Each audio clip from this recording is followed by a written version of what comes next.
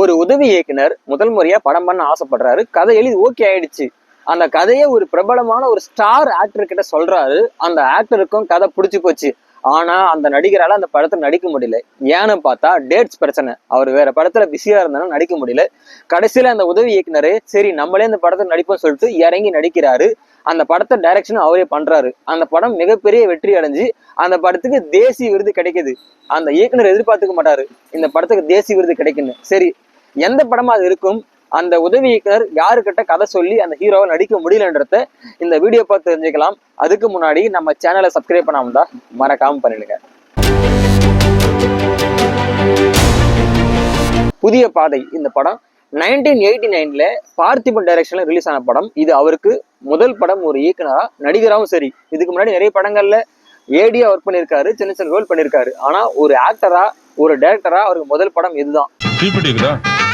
இல்லையா 10 பைசா தீப்பெட்டி கூட இல்ல, உனக்கெல்லாம் எதுக்கியா துப்பாக்கி? குப்பை தொட்டில வீசப்பட்ட ஒரு அனாதை குழந்தை சுற்றுப்புற சூழ்நிலை காரணமா ஒரு ரவுடியா வளர்றான். அதாவது காசுக்கு மாரடிக்கிற ரவுடியா வளர்றான். அவன் ஒரு கட்டத்துக்கு மேல ஒரு பொண்ணுடைய வாழ்க்கைய சீரழிச்சிடறான். பணம் வாங்கிட்டு கடைசியில் அந்த பொண்ணு அவனை பழி வாங்காம அவனை திருத்தணும். ஏன்னா அவன் சூழ்நிலை புரிஞ்சுக்கிட்டு, அவன் அனாதை குழந்தை, அவனை யாரோ பெத்து போட்டு விட்டுட்டு போயிட்டாங்கன்ற சூழ்நிலை புரிஞ்சுக்கிட்டு அவனை அந்த பெண்ணு திருத்துவாங்க. கடைசியில அவன் எந்த மாதிரி மாறினான், அவன் லைஃப் மாறிச்சா இல்லையா, அவன் ரவுடியாவே இருந்தானா இல்லையான்றதான் இந்த புதிய பாதை படத்தோடைய மொத்த கதையும். ஸ்கிரீன் பிளே ரொம்ப அருமையா கொண்டு போயிருந்தாரு பார்த்திபன் அவர்கள். இந்த படத்துல ஹீரோவா பார்த்திபன் பண்ணியிருப்பாரு, ஹீரோயினா சீதா, மனோரமா, வி.கே. ராமசாமின்னு சொல்லிட்டு ஒரு பெரிய ஸ்டார் குழு நடிச்சிருப்பாங்க.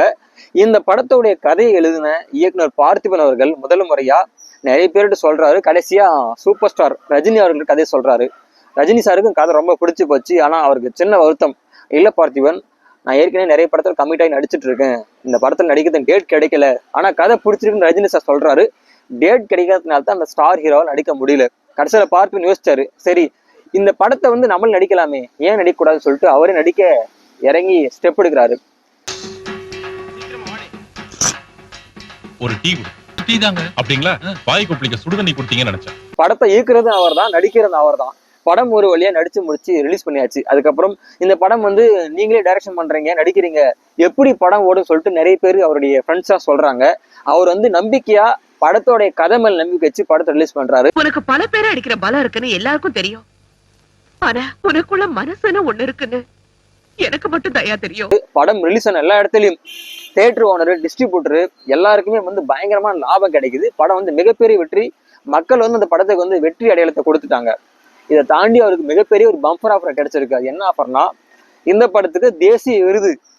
ஒரு உதவி இயக்குனர் முதல் முறையா படம் பண்றாரு, அதுலயே அவர் நடிக்கிறாரு, அந்த படத்துக்கு தேசிய விருது கிடைக்கிறதுனா அவர் எவ்வளவு ஹாப்பியா இருந்திருப்பாரு. அதுக்கப்புறமா பார்த்திபன் லைஃப்ல எல்லாம் ஏறுமுகம் தான். அதுக்கப்புறம் நிறைய படம் டைரக்ஷன் பண்ணாரு. அதை தாண்டி சினிமால ஒரு நடிகரா முத்திரை பதிச்சாரு. இன்னைக்கு வரைக்கும் பார்த்திபன் அவர்கள் சினிமால சர்வே பண்ணிட்டு தான் இருக்காரு.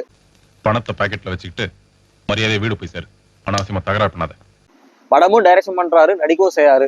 அதுக்கு காரணம் புதிய பாதை போட்டு தந்த ஒரு மிகப்பெரிய வெற்றி பாதை தான். இந்த படம் கண்டிப்பா நீங்க நிறைய பேர் பார்த்துருக்க வாய்ப்பு இல்லை. ஆனா பார்க்காதவங்க மறக்காம பாருங்க. நல்ல ஒரு சோசியல் மெசேஜ். ஒரு ரவுடி எப்படி அவன் லைஃப் மாறுது, அதுக்கு காரணம் ஒரு பெண்ணு. அதுவும் அந்த பெண்ணு அவன் ரொம்ப மானவங்க படுத்திடுறான். இருந்தாலும் அவனுடைய சூழ்நிலையை புரிஞ்சுக்கிட்டு அந்த பெண்ணு அவன லைஃப்ல இருந்து மாத்துவா.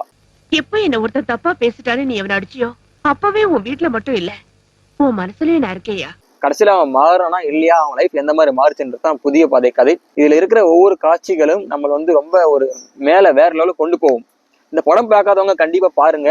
ஒருவேளை புதிய பாதை படம் நீங்க பார்த்திருந்தா அந்த படத்துல உங்களுக்கு பிடிச்ச விஷயம் என்னன்றது, இயக்குனர் பார்த்திபனுடைய டைரக்ஷன் எப்படி இருந்ததுன்றது கீழே மறக்காம கமெண்ட் பண்ணுங்க. இது மாதிரியான சினிமா சம்பந்தமான நிறைய சுவாரஸ்யமான வீடியோக்கள்லாம் தொடர்ந்து பார்க்கணும்னா நம்ம சேனலை மறக்காம சப்ஸ்கிரைப் பண்ணுங்க.